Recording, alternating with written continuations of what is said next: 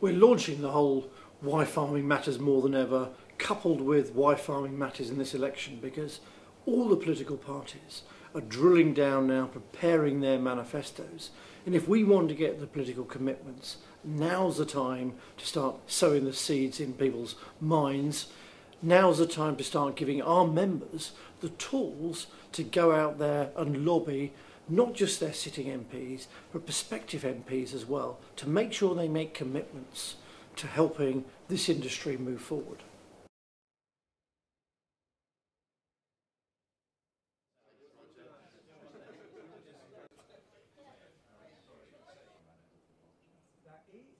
Can I just say that I welcome very much the initiative that the NFU has taken in producing this publication.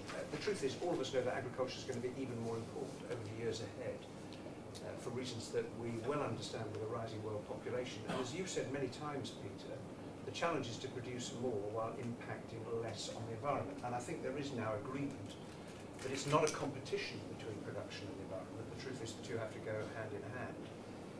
We fought very hard over the last year against the wrong kind of regulation, got improvements in EID, as you will know. We worked very hard together on that, on the pesticides proposals in Europe, and I think most significantly of all, the agreement that we reached between us in the summer on the campaign for the farmed environment, because you issued a challenge. We have a shared objective, which is trying to improve biodiversity, and farmers look after the land and care for it more than anybody else. And I think that agreement that we reached was really significant because it shows my willingness, our willingness to work in partnership with you to achieve these objectives. The truth is that I genuinely believe that this is a time of great opportunity for farming, because the fact that the world is going to need to produce more food, the fact that agriculture really does matter, the fact that as I do my job I meet lots and lots of farmers who are upbeat and confident and working hard and showing skill and innovation. We have to tell that story, because one of the points that you make in your manifesto is we want to encourage the next generation in.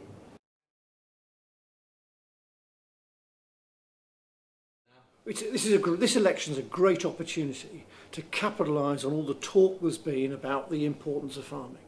We know as farmers that you can't turn food production on and off like a light switch. People are realising now that we provide the raw materials for the whole food industry. That's the biggest manufacturing sector in the economy. It employs over 4 million people. So at a time when we've had spikes in food prices, when we've had people worrying about where food comes from, the food security is back on the agenda, and we have an economy that's really struggling, this is a great opportunity to make sure we capitalise and make sure people understand how important this industry is going to be for the future.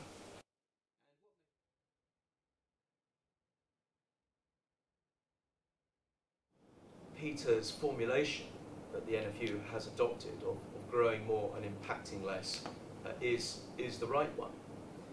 For too long we have undervalued farming, and indeed it has been a formal position that it didn't really matter where we grew our food so long as we imported it or could source it at the cheapest possible price.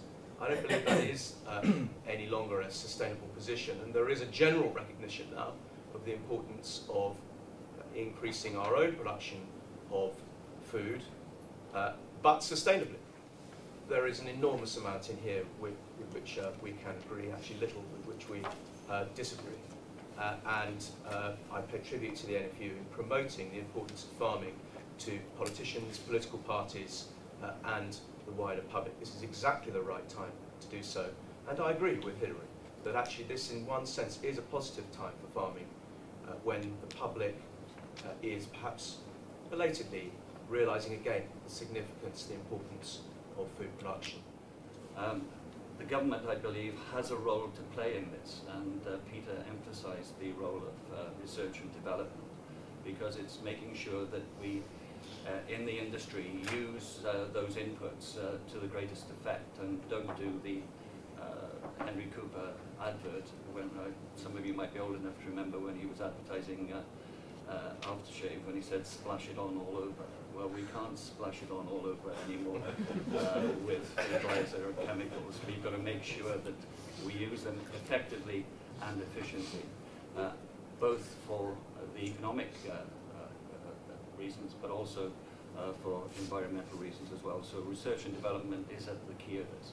But the other issue, of course, is the ombudsman, which is a concept that my party has pursued for many years, because there is market failure within the grocery supply chain. There's a whole booklet of different agenda items we want. Of course, there's issues like the Ombudsman, which is really important immediately to be driven through. Decisive action on TB needs to be addressed. Changing the culture within Defra that has a target for actual agricultural production rather than no mention of agricultural production in their public service agreements. There's a whole raft, there's pages of things we want, for different sectors, to help investment, to help build confidence. But actually, most of all, productive agriculture back at the heart of government thinking.